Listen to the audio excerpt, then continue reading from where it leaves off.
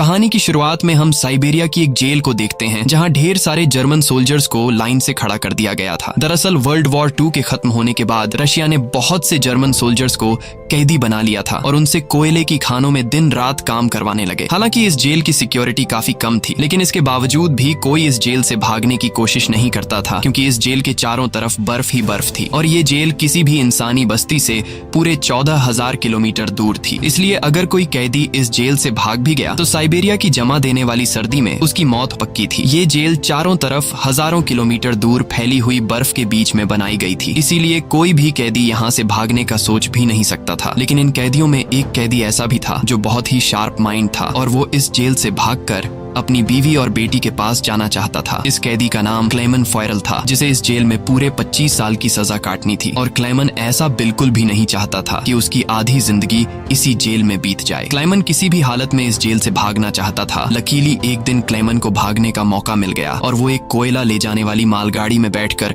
इस जेल से भाग निकला। अब जेल के बाहर जब उसने खुले आसमान में सितारों को देखा तो वो खुशी से झूम उठा, लेकिन ये खुशी कुछ ही देर की मेहमान थी। थोड़ी दूर चलने के बाद उस मालगाड़ी को रोक दिया गया और जब क्लेमन ने बाहर झांक कर देखा तो एक रशियन सोल्जर बंदूक ताने उसके सामने खड़ा था। बदकिस्मती से यहाँ क्लेमन पकड़ा गया और जेल से भागने के जुर्म में उसे एक ओपन एयर सेल में बंद कर दिया गया। सर्दी बहुत ज्यादा थी और रात में होने वाली बारिश ने क्लेमन की हालत खराब कर दी थी। उस सेल में क्लेमन को कुछ घंटों के लिए नहीं बल्कि पूरे 2 दिनों तक रखा गया। अब पूरे 2 दिन बाद अगली सुबह जेल का वार्डन उसके पास आया और उसे सेल से बाहर निकाल कर उससे कुछ भी टॉर्चर नहीं किया गया। बस सिर्फ ये बोला कि तुम्हारे साथी बेसब्री से तुम्हारा इंतजार कर रहे हैं। अब जब क्लेमन अपने साथियों से मिला तो वो सब लाठियां और डंडे लेकर उसका इंतजार कर रहे थे। वो सब क्लेमन पर बहुत गुस्सा थे, क्योंकि क्लेमन के भागने की वजह से उन सबको पिछले 2 दिनों से भूखा रखा गया था। और क्लेमन को अब वार्डन की बात समझ में आ गई कि उसने क्यों कहा था कि तुम्हारे साथी तुम्हारा इंतजार कर रहे हैं। अब क्लेमन को देखते ही बाकी कैदियों ने उस पर हमला कर दिया और उसे बहुत बुरी तरह से मारा। इस मारपीट में क्लेमन इतना जख्मी हो गया कि उसे जेल के हॉस्पिटल में एडमिट करना पड़ा। इस जेल का डॉक्टर भी एक जर्मन कैदी था। जैसे ही क्लेमन होश में आया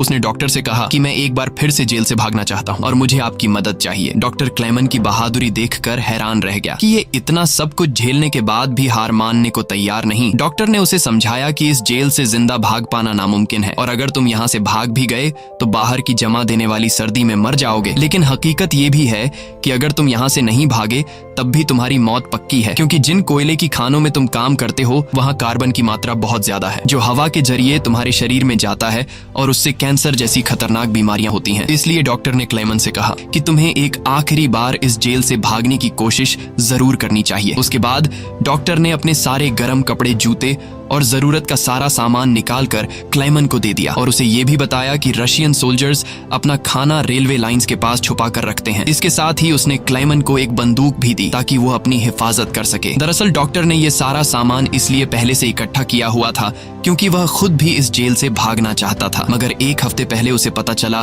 कि वह कैंसर का मरीज है और उसके पास 1 महीने से ज्यादा वक्त नहीं है। अब उसने क्लेमन को एक लंच बॉक्स दिया और कहा कि अगर तुम जिंदा बच गए तो मेरी फैमिली तक ये लंच बॉक्स पहुंचा देना और कहना कि मैं इस दुनिया में अब नहीं रहा। यहाँ एक बार फिर से रात के अंधेरे में क्लेमन दोबारा भाग निकला और इस बार उसने मालगाड़ी की बजाय पैदल चलने का फैसला किया। वो पूरी रात पैदल चलने के बाद सुबह भी चलता रहता है, क्योंकि उसे डर रहता है कि कहीं रशियन सोल्जर उसे पकड़ न लें। अब जब सुबह वार्डन को पता चला कि क्लेमन जेल से फरार हो चुका है तो वो सीधा डॉक्टर से पूछताछ करने उसके कमरे में पहुंचा। लेकिन उसके पहुंचने से पहले ही डॉक्टर ने अपनी जान ले ली थी, क्योंकि उसे पता था कि क्लेमन के भागने की खबर सुनने के बाद वार्डन मुझे बहुत तड़पा तड़पा कर मारेगा। इसके बाद वार्डन ने कई रशिया सिपाहियों को क्लेमन की तलाश में भेजा और उसे जिंदा पकड़कर वापस लाने का हुक्म दिया। लेकिन कई दिनों की तलाश के बाद भी उसे क्लेमन का कोई पता न चल सका। क्लेमन की खुशकिस्मती ये थी कि बर्फबारी स्टार्ट होने की वजह से उसके पैरों के निशान मिटते जा रहे थे, जिससे क्लेमन को ढूंढना मुश्किल पड़ रहा था। अब सबको लगने लगा कि क्लेमन इस सर्दी में जमकर मर चुका होगा, मगर वार्डन मानने को तैयार नहीं था, क्योंकि वार्डन जानता था कि क्लेमन बहुत स्ट्रॉन्ग है और वो इतनी आसानी से हार नहीं मानेगा। इसलिए उसने तलाश जारी रखने का हुक्म दिया। वहीं दूसरी तरफ हम क्लेमन को देखते हैं जो पूरे जोश के साथ बर्फीले तूफान को पार करते हुए आगे बढ़ रहा था। जेल से भागने के 9 दिन बाद उसे अचानक कुत्तों के भौंकने की आवाज सुनाई दी और जैसे ही वो पीछे मुड़ा उसने एक स्लेज को अपनी तरफ आते देखा। उससे पहले कि वो भागता वो स्लेज उसके पास आ गई और उस पर चढ़ती हुई आगे निकल गई। तभी क्लेमन की आंख खुल गई और उसे पता चला कि वो सिर्फ सपना देख रहा था। दरअसल क्लेमन पिछले 9 दिनों से पैदल चल रहा था और अब उसका खाना भी खत्म हो चुका था। भूख और थकान की वजह से उसका आगे बढ़ना मुश्किल हो गया था, लेकिन इसके बावजूद क्लेमन ने हार नहीं मानी और जैसे तैसे चलता रहा। कुछ दिनों के बाद उसका जिस्म भी जवाब दे गया और वो भूख से बेहोश हो गया। अब कुछ घंटों बाद जब उसे होश आया, उसने अपने आसपास एक अजीब सी आवाज सुनी। तभी उसने एक सील को देखा और ये देखते ही उसकी आंखें चमक उठी। उसने फौरन अपनी बंदूक निकाली और पूरी ताकत के साथ निशाना लगाने की कोशिश की, लेकिन थकान और कमजोरी की वजह से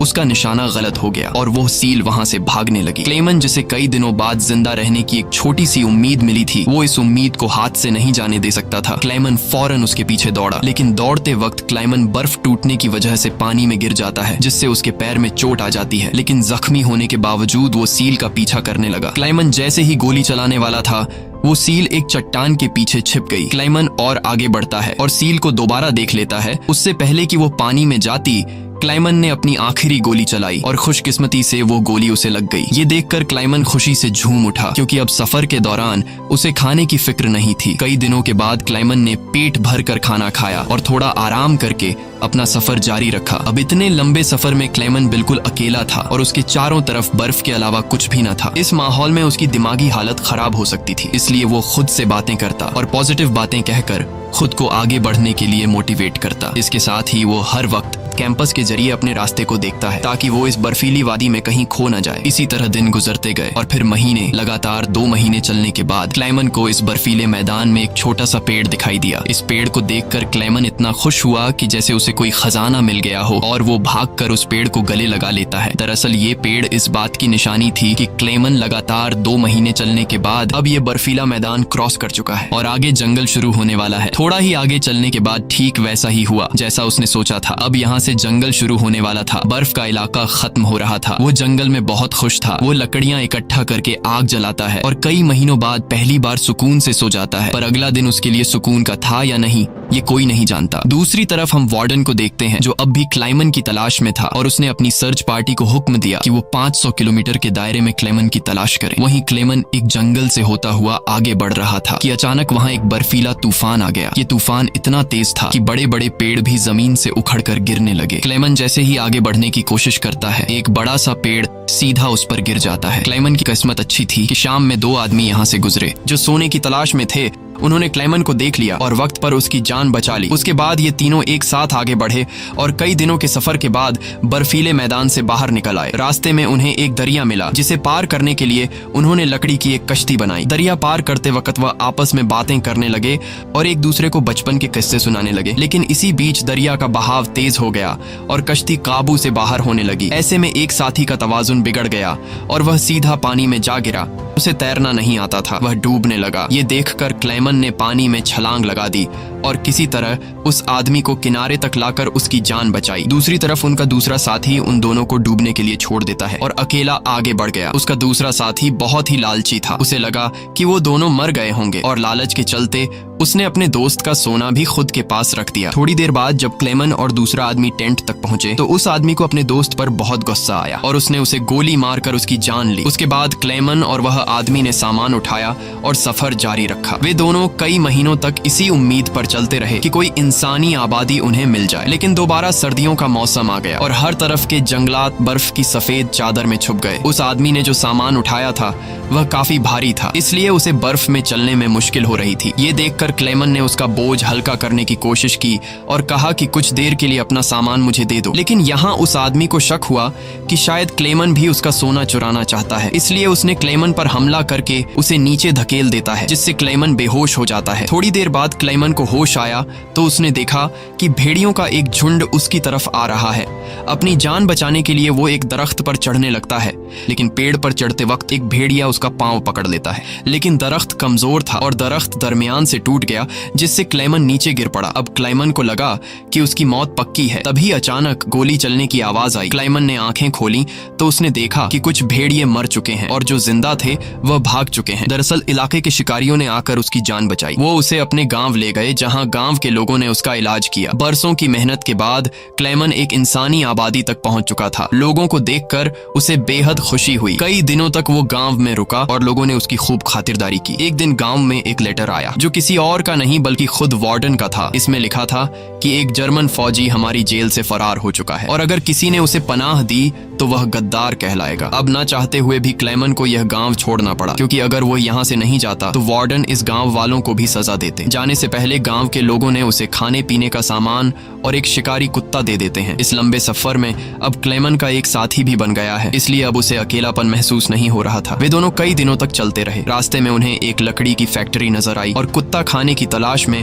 उसकी तरफ दौड़ा। अब क्लेमन अपने कुत्ते को बचाने के लिए मिल के अंदर गया। वहां वर्करों ने क्लेमन को पहचान लिया और उसे मालिक के पास ले गए। वहां जाकर क्लेमन ने मालिक को अपनी पूरी कहानी सुनाई, जिससे सबको क्लेमन पर तरस आया। उन्होंने उसे खाना खिलाया और जर्मनी जाने वाली ट्रेन में बिठा दिया। क्लेमन खुश था कि वह जल्द अपने घर पहुंच जाएगा, लेकिन वो नहीं जानता था कि मिल के मालिक ने उसकी खबर वार्डन को दे दी है। अब वार्डन अपने सिपाहियों के साथ स्टेशन पर उसका इंतजार कर रहा था, लेकिन स्टेशन पहुंचने से पहले क्लेमन ने दूर से रशियन सोल्जर्स को देख लिया और मौका मिलते ही ट्रेन से कूदकर भाग निकला। मगर बदकिस्मती से रशियन सिपाहियों ने उसे देख लिया और उसका पीछा करने लगे। क्लेमन ने जल्दी से पटरियां पार की, लेकिन अचानक न जाने वार्डन कहां से सामने आ गया। ये देखकर क्लेमन का दिल घबरा गया, क्योंकि अब उसे लगा कि उसकी बरसों की मेहनत जाया हो गई। अब इससे पहले कि वार्डन उसे गिरफ्तार करता, क्लेमन के कुत्ते ने वार्डन पर हमला करके उसे काट लिया और यूं एक बार फिर से क्लेमन को भागने का मौका मिल गया और वह पूरी जान लगाकर यहाँ से भागने लगा। लेकिन तभी उसे गोली चलने की आवाज आई और जब उसने पीछे मुड़कर देखा तो उसने अपने कुत्ते को मरा हुआ देखा। ये देखकर क्लेमन को काफी दुख हुआ, लेकिन इसके बावजूद भी वो रुका नहीं और अपनी पूरी ताकत से आगे बढ़ता रहा। उसके बाद वो पुल के ऊपर चढ़ा और नीचे से गुजर रही ट्रेन के ऊपर कूदकर वहां से भाग निकला और कुछ इस तरह से वो वार्डन के हाथों से फिर बच निकला। अब ऐसे ही दिन गुजरते गए और क्लेमन आहिस्ता आहिस्ता इस सफर में आगे बढ़ता रहा। देखते ही देखते साल 1952 आ गया और अब क्लेमन को जेल से भागे हुए पूरे 7 साल हो चुके थे। वो उस वक्त सेंट्रल एशिया में था और एक गांव के मेले में इधर उधर भटक रहा था। उस मेले में उसने खाने पीने की अलग अलग चीजें देखी। खाने को तो उसका मन कर रहा था, लेकिन उसके पास पैसे नहीं थे, इसलिए वो दिल पर पत्थर रखकर आगे बढ़ गया। तभी उसकी नजर 2 लड़कियों पर पड़ी जो मेले में पैनकेक्स बेच रही थी। क्लेमन ये पैनकेक तो खाना चाहता था, लेकिन उस बेचारे की जेब में 1 पाई तक नहीं थी, इसलिए वो मायूस होकर आगे चलने लगा। पर तभी उनमें से एक लड़की को उस पर तरस आ गया और उसने पैनकेक का एक हिस्सा तोड़कर क्लेमन को दे दिया। पहले तो क्लेमन को थोड़ा अजीब लगा, फिर उसने लड़कियों का शुक्रिया अदा करते हुए वो पैनकेक खा लिया। अब इस मेले में एक ज्यूइश आदमी भी था जिसने ये सब कुछ देख लिया था। उसके बाद क्लेमन एक चर्च में गया और ये आदमी भी उसका पीछा करते हुए चर्च में आ पहुंचा। दरअसल ये आदमी भी किसी जमाने में एक कैदी हुआ करता था, इसलिए उसने क्लेमन को पुलिस के हवाले नहीं किया और उसकी मदद करने की कोशिश की। उसके बाद वो क्लेमन को लेकर अपने घर गया, जहां क्लेमन ने कई साल बाद शेव की और अपने पुराने हुलिये में वापस आया। फिर उस आदमी ने क्लेमन को एक नया पासपोर्ट दिया ताकि वो रशिया के बॉर्डर को क्रॉस करके जर्मनी पहुंच सके। क्लेमन उस आदमी से बहुत खुश हुआ। जाने से पहले क्लेमन ने उसका शुक्रिया अदा किया